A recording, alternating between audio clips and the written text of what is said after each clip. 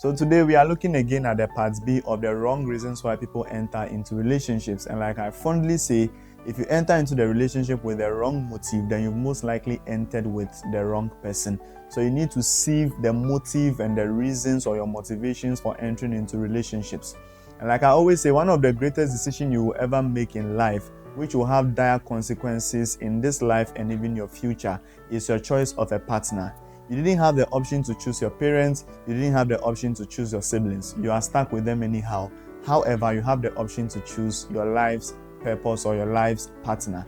And that is why you need to be mindful of your choices. So one of the wrong reasons why people enter into relationships is because the person is a person of prestige, or the person is a person of status, or because the person is in a high position. Unfortunately, instead of you to look out for right qualities that can sustain the longevity of your romantic relationships, you are entering into relationship just for the hype of it. You are entering into relationship just because of the person's position, just because of the person's status, because you think your affiliation to the person will somewhat give you identity. You think your affiliation to the person will somewhat give you notoriety. So because of that, you want to attach yourself to the person. So in a choice of a partner, people normally trade public image for personal damage. They trade public image for personal damage in the sense that they would want the crowd to appreciate their choice of a partner just for clout, just because when they push themselves out there on social media, they can get the fans and all. However, they are actually struggling in the secret. They are actually being abused in the secret. And I've seen that people in this position struggle to voice out or to share their concerns on public or to friends and loved ones, because this person that you are with is a person of status, is a person in a high position. So it becomes difficult because they may think that you are trying to assassinate the person's character or defame the person's character. So it becomes difficult. You are in that abusive position. You can't express how you feel to the person or to people outside because you are scared that the person's position is going to come against you. It's going to be you versus the crowd. It's going to be you versus people, because they know this person to be a pastor. They know this person to be a church leader. They know this person to be a president. They know this person to be the VC. So how can you say awkward things about them? So in your choice of a partner or in your quest to find the right partner, make sure you don't choose public image for personal damage. The position can become an opposition if you don't choose them right. And you don't have to fall in love with the person's position. You rather have to fall in love with infallible character traits, like the person's tolerance level, not because the person is tall, like the person's faithfulness, not because the person is fine. So all these things are qualities you need to pay attention to. Are they kind? Are they good to you? Are they respectful? Are they understanding? All these are qualities that will actually help the longevity of the relationship, and not necessarily because of the person's position, just because you want to affiliate yourself with the person for notoriety or for status. That is a wrong reason for entering into a relationship. You are forever going to live with their character and not with their position. The next wrong reasons why people enter into relationship is for conversion. They think that they can be the so clean detergent for this person. They think they can change this person into the image that they deem fit in their mind. So for some people, relationship has become a mission field and a soul winning campaign for them, because they think that so far as I enter into a relationship with this person, I can change this person in a split second. I can convict this person. I can converse this person. I can change this person to become born again. I can turn all their bad characters into a good one. But all these things do not happen over time. That is how come I normally say that if they don't change to get you, they will not change to maintain you.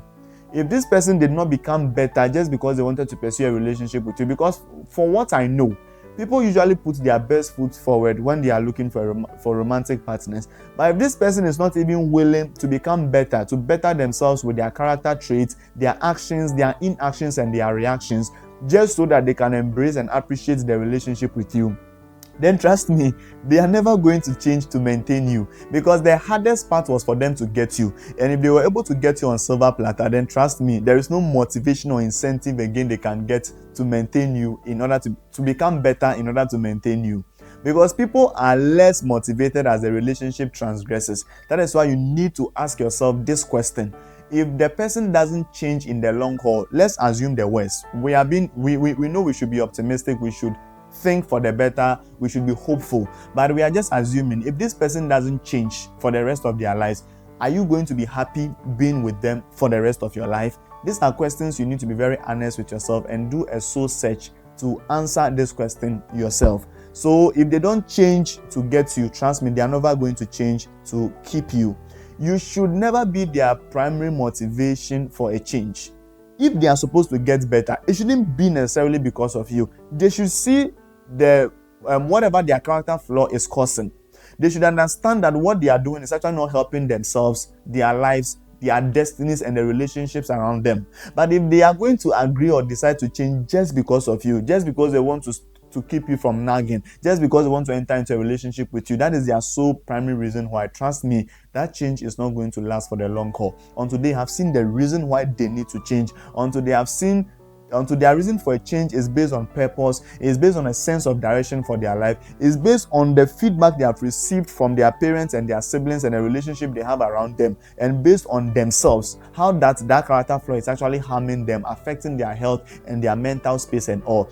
If the reason for they wanting to become better is not because of these reasons I just mentioned and more, and it is solely because of you, then trust me, they are trying to put their best foot forward only for you. And eventually, in the course of the relationship, they can't keep up with such attitude or character. So you should never enter into a relationship because you want to change them, because they have a certain character flaw that you want to work on them. If for any reason, let's continue to be genuine friends and let them be committed to bringing change into their lives. If you think that they are at a point where, okay, they've worked on themselves a bit, and you know that if you even add a bit to where they have gotten to, then it means they can become better. I would appreciate that you do that even whilst you guys are friends and not when you guys are in a romantic relationship, because like I said, their motivation begins to dwindle the further you guys get in the romantic relationship. So I'd rather you guys be friends and see and observe how they're actually working on these things by and large. Then by so doing, they can help you to actually make an informed decision. So if they are having traits like they are still carrying baggages and luggages from their past experiences, they are still rude and they talk anyhow, they say hurtful words, not minding the impact or the effect of their speech, if they are disrespectful, if they have a bad temper, if they are addicts, they have no self-control, they tell lies like nothing else, they cheat, they bully, they are not teachable, they are insecure, they are manipulative, they are stingy, they are negative, they are lazy, they are irresponsible, they are unaccountable and defensive, even when you are sharing an honest opinion with them. Please, these traits I just mentioned and many more are supposed to be reasons why you need to put a break on that situationship or that potential relationship and make sure they work on themselves so that they can become better for themselves, for their purpose and their destiny, and also for you. However, if those things are not present, please be hesitant on entering into a relationship with them.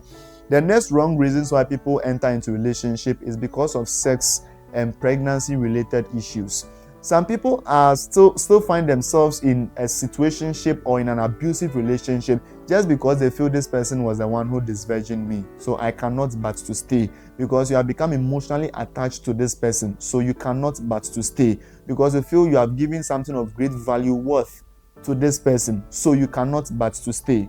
But like I always say, you have committed the first act of allowing them to disvirgin you, or by allowing you guys to have sexual escapades or sexual experience. Don't complement and compound the problem by still staying in that toxic environment. Trust me, it could be that yes, you guys had the sex for a fling, or you guys had the sex by mistake, right? And it is understandable. You shouldn't say that because of that, so I want to enter into a relationship with them by force just because they disvirgin me, just because I ended up having sex with them, just because they were the one that made me pregnant. No, that cannot be enough incentive to enter into a relationship or marriage for that matter, because the game of relationship and marriage is too wide and it's too long for you to base it on something fickle like pregnancy, like the fact that you guys ended up having sexual experiences and all. Like I said, a mistake has already been committed. So let's correct the mistake. Let's not compound the mistakes. Let's not make the mistake more complex by trying to enter into a relationship with them. Unfortunately, even in the case of pregnancy, right, this person may accept you because your family members are imposing pressure on this person to accept the pregnancy and to marry you at all costs. They may actually accept you because of the pregnancy, but they may resent you for life. They may resent you and resent your baby. If you were patient, you would have found someone who knows you're a baby mama or you're a baby daddy, yet they will still want to enter into a relationship with you, and it is genuine. And it's not because they feel that they are indebted to you because they ended up having sexual experiences with you or because they got you pregnant. That is not a good incentive to enter into a relationship.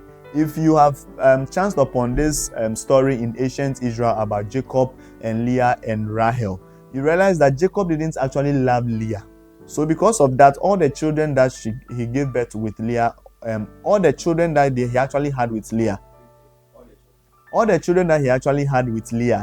he didn't have any regard for them. He didn't even have any regard for the mother of their children, just because he didn't genuinely love them.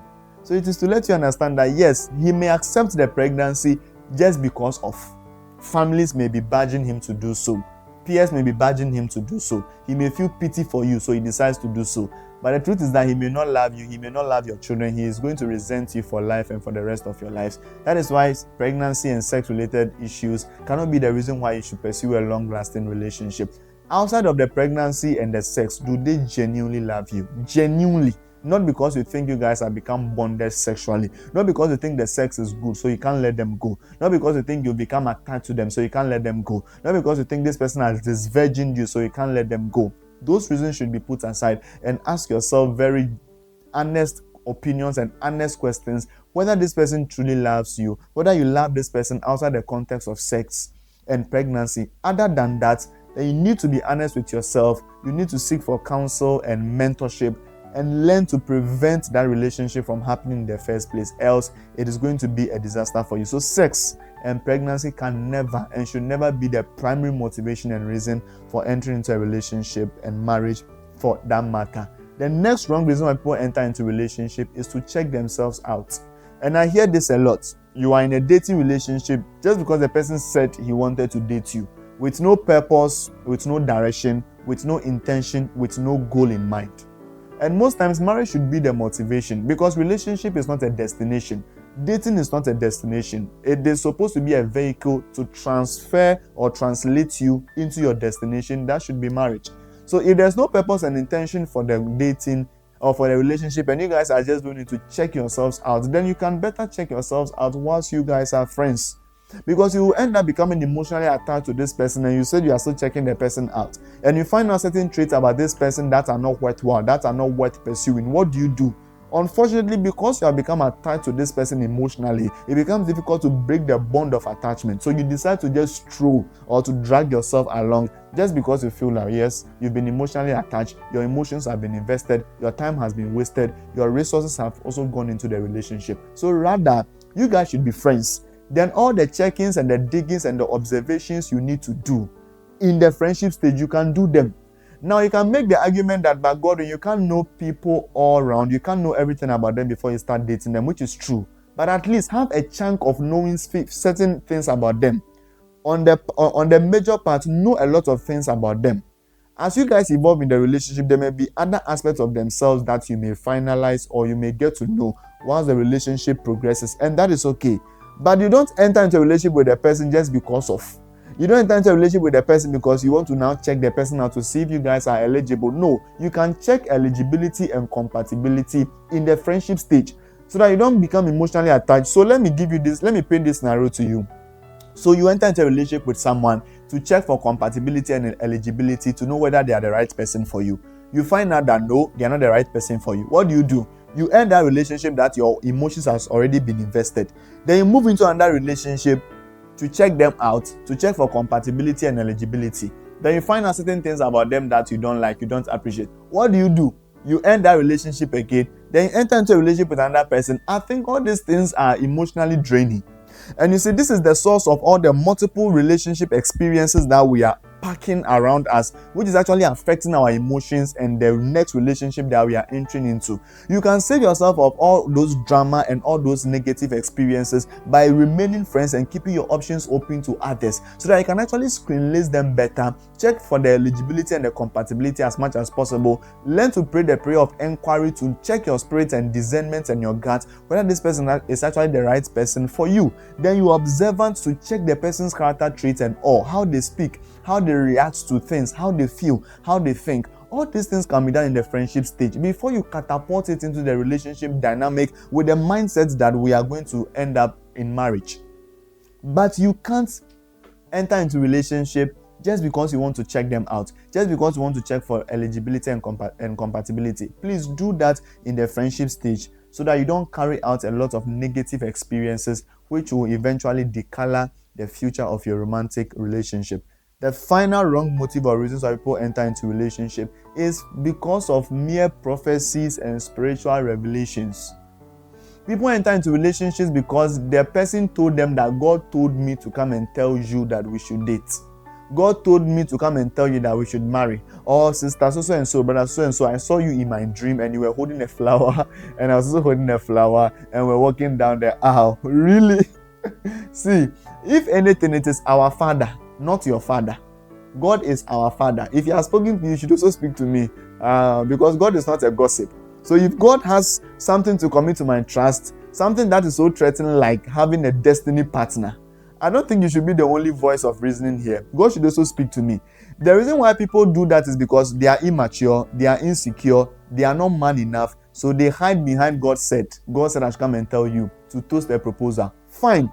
If that is what God has said, what are you also saying? Let's put what God has said aside. Do you actually love me? If it wasn't for God has said, would you actually want to be in a relationship with me? One thing you need to understand about God and choices is that God respects your free will. And if God didn't force you to make the choice of salvation, which is eternal, I don't think God is going to impose a partner on you, which is temporal. If God didn't impose salvation that has a long-lasting effect that even transcends this earth into eternity, if He didn't force you to be saved after the sacrifices that Jesus Christ came to make for us on the cross, then I don't think that God is that interested in imposing a life partner to you. Does God lead? Yes. Does God guide? Yes. Does God direct? Absolutely. But to impose a partner on you, He would never do that. He will respect your choices. At the least, learn to know the qualities or the right qualities to look out for in a partner and ask God to lead you to make the right choices. God will not impose anyone on you. So please, avoid staying behind or hiding behind God told me to do this, God told me to do that, I had dream what not. And actually learn the right qualities to look out for in a partner and pray a simple prayer of asking God to lead you. Like Eliezer, who is Abraham's servant, did when he was going to choose Rebekah for Isaac. He prayed a simple prayer for God to guide and lead him. And eventually he came up with the right choices. So it is immature of you to be betting around God said just because you want to choose a partner. Ask yourself that, are you also interested in this person? Because God will not impose any choice on you.